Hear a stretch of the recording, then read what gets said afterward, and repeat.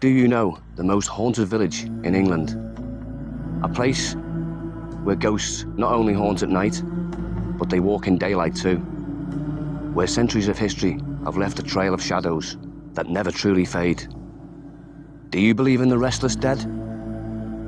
In soldiers that still ride into battle, even when their bones are turned to dust? In monks who pray for forgiveness that they'll never receive? In women who wander the lanes, looking for loved ones that they've lost to the plague? You might think you've heard every ghost story there is, but Prestbury is different. This isn't just another haunted village. This is the haunted village. A place where history is not only written in books, but in the whispers, in footsteps that follow you when no one is there, and faces that disappear when you turn to look. Here, we begin our journey into Prestbury's most enduring hauntings, and our first stop is a figure shrouded in mystery, a dark-robed spirit who walks with purpose across sacred ground and disappears before your eyes. They call him the Black Abbot.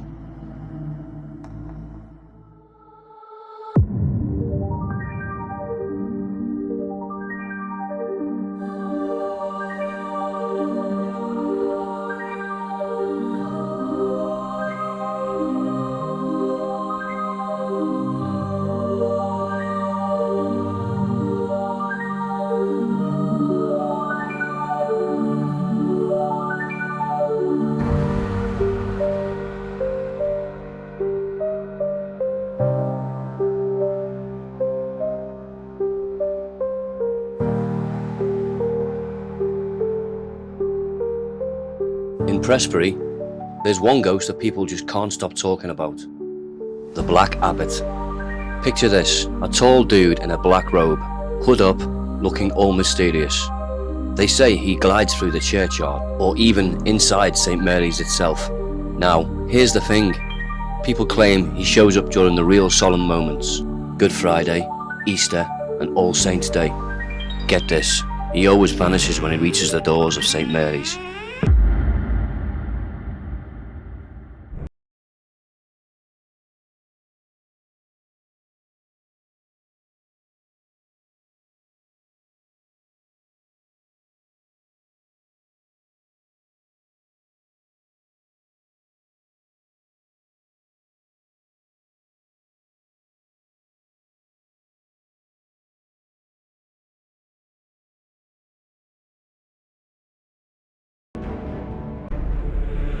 They say he doesn't haunt to frighten, but to complete a task long left undone. He's been spotted walking the aisle in St. Mary's Church just over here, and he disappears into the walls of Reform Cottage, which is just behind the church.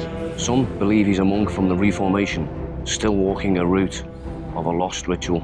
And sometimes he walks through this churchyard. And there's also reports of a poltergeist activity in the cottage. The cottage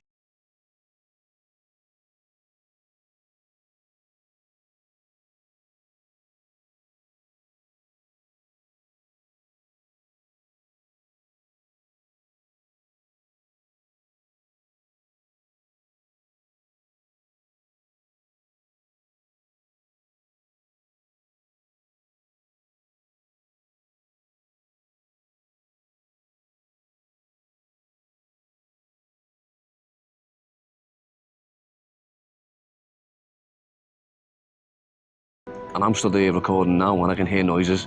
I've only been here 5 minutes and I can literally, I'm trying to read off this for the script that I've written. And usually when you're recording stuff like this, things normally happen and you normally just, like I'm doing now, I'm not even reading off the script, I've gone, do you know what? Things are happening around me now and I'm hearing noises. So it's taking my attention off this and it's making me just be natural. You know much about the history here? Well, my great-grandmother, she used to clean the King's Arms Okay. quite late at night, and she used to have to walk back here, like through the churchyard to her cottage, and she did see the Black Abbot a couple The of Black times. Abbot, that's what the subject I'm on now is the Black Yeah. Abbot, yeah. You don't mind being on camera, do you? No. No, it's nice because when I was over here the other day, I was filming over there, and there was an old couple from Australia, And they were looking at a grave, and I had me Osmo on me, and I was filming them, and I said, "What's going on here?" And they were like, "We've just done an ancestry search. They're Australian, and they've done an ancestry search, and they found that their whole family was buried in that one grave over there. So they travelled all the way from Australia, right, to come over here. And I actually caught it on camera, and I thought, wow, that's good content. And I said, you don't mind being on? You have to ask them first, do you mind being on camera? And they were like, no. I was like, but I've got all the mics and stuff now, but I didn't have all the mics, so I missed half of the conversation. When he turned the camera away, it was like losing the conversation. But yeah, it's nice to get people's, getting people's stories, because obviously there's a lot of stories, but amongst there's the Black Abbot, there's the White Lady. I've done my research, like there's quite a bit. Yeah. I released a book on Amazon called The Echoes of Prestbury. Oh, okay. And I've released it on Amazon, and I'm trying to put it into transcripts, and I've basically called it I've called it The Echoes of Prestbury, and on the YouTube video, it's Echo 1, Echo 2, Echo 3, and Echo 1 is basically the Black Abbot, and Echo 2 is the White Lady, and then there's all different stuff. I think there's 12 altogether. Yeah, there's 12 different ghosts. Because this is classed as one of the most haunted in England, yeah. So it's interesting. It's always been on my doorstep, and I've never really knew anything about it. Yeah, there's the Heart Lady at Sundial Cottage as well, which is just down Yeah, the road. it was a little girl. Is it playing music? Is it? I think it's an actual lady.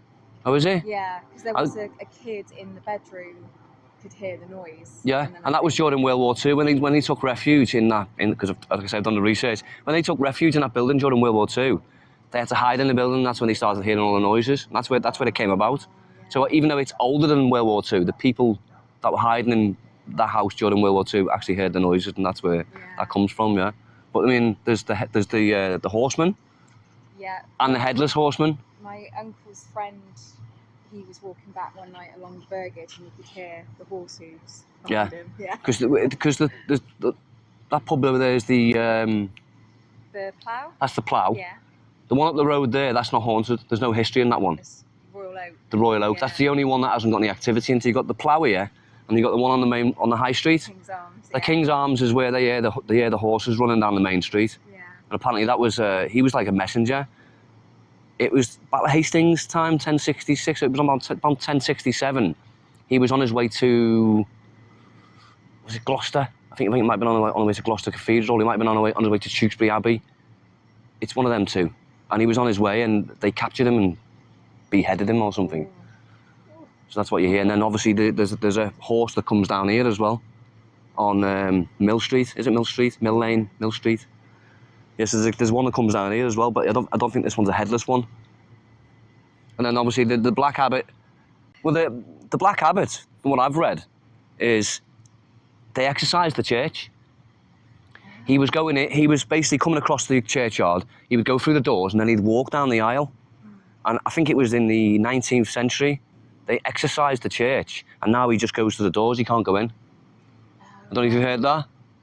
No, I didn't know that. Yeah, they exorcised the church, apparently, yeah. They saw him in the middle of the road, just there. Yeah. Because some builders were doing some work underneath, and they got the shop owner at the time, it was called John Fogarty, he owned the shop there. Okay. And they found like a caved-in passageway, and some people had been driving and seen a cloaked figure in the middle of the road, like just turning and then disappearing. Yeah, I've heard that one, yeah. Yeah. So have you heard about the cottages? So the Black Abbot, you're talking about the Black Abbot or the horseman? The Black Abbot. The Black Abbot, well, the Black Abbot, there's a cottage. Is there a cottage somewhere? Which cottage is it? Is it the Priory? It's called... What's the name of the cottage? Because I've just seen it. It's St. Church. He's been walking through the churchyard, disappears into the wall. Reform Cottage. So apparently there's a cottage somewhere, and he's seen walking through that cottage on his way to here. So I need to look into where Reform Cottage is and have a little... Because... Yeah, camera's still running. I think it's still running. Is it still running? Hang on. Yeah, it's still running. We did like a little ghost tour one Halloween, and we were all stood there.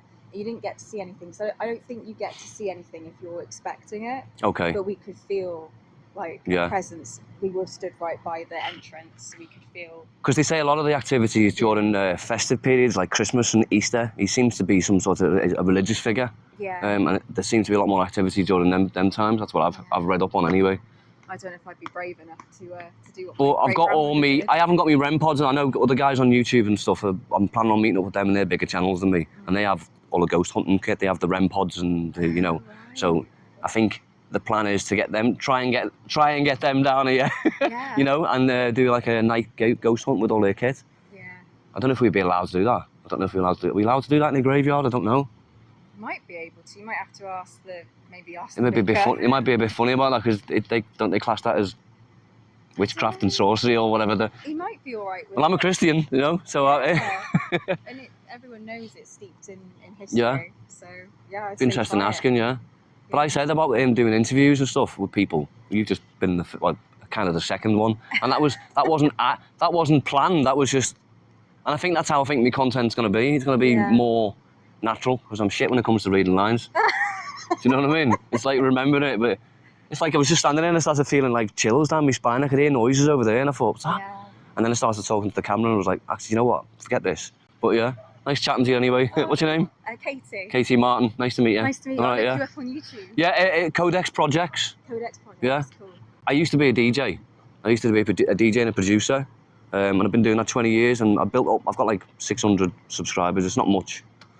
But it's a start. I decided to delete all my music, everything off it. I've basically got to go a clean slate. I even put a post up saying to my subscribers, if you want to leave, I'm having a change of direction in my life. If you want to unsubscribe, then I've got no hard feeling, and they've all stayed.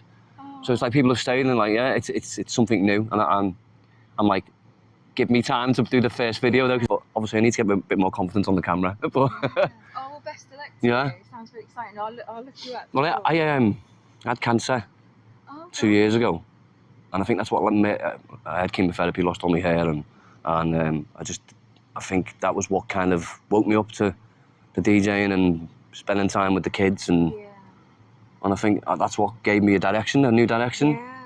I started moving back to Christianity and stuff because of it, and then I started, you know, and my whole life changed, and that's why I'm here now. And I'm still here, and that's the main thing, isn't it? Yeah, well, I'm glad you got through it. I'm glad you're still here, and now you've got a new direction. Yeah, so whether I'll be any good at it, but it's worth a try, you know what I mean? Try it. Yeah. Why not? I'm hoping that interview's come out, because that was quite an interesting conversation. And it was like, you don't mind it going on YouTube, do you? That's fine. No. Can I put Katie on the bottom? Fine. Is that okay? Yeah. I wasn't expecting to do this. No, same here. That's what I mean. It's always better to be natural. Yeah. It's like I know he's a guy called Bob. He goes Speaker's Corner. He's a Christian, and he debates with people. He debates with Muslims and stuff like that, and he had like debates with them all. And I've been talking to him as well, and he's invited me down in August, so I'm going to be going down to have a chat with them on Speaker's Corner. So that's also a bit of I want my content to be quite wide, you know what I mean, covering different stuff, religion, ghosts, all sorts, airbexing. So yeah, see how it goes, isn't it? Right, nice chatting to you anyway. Good. All right, take care. Take care. Bye.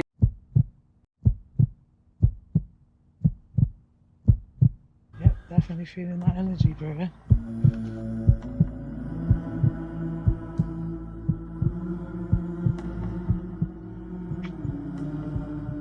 It's building. What's building? Energy. I'm telling you, this is what you want. I'm feeling a build-up of energy. We probably see something. That was confirmation. It's brewing. It's a shooting star. Yeah, there's a box from us.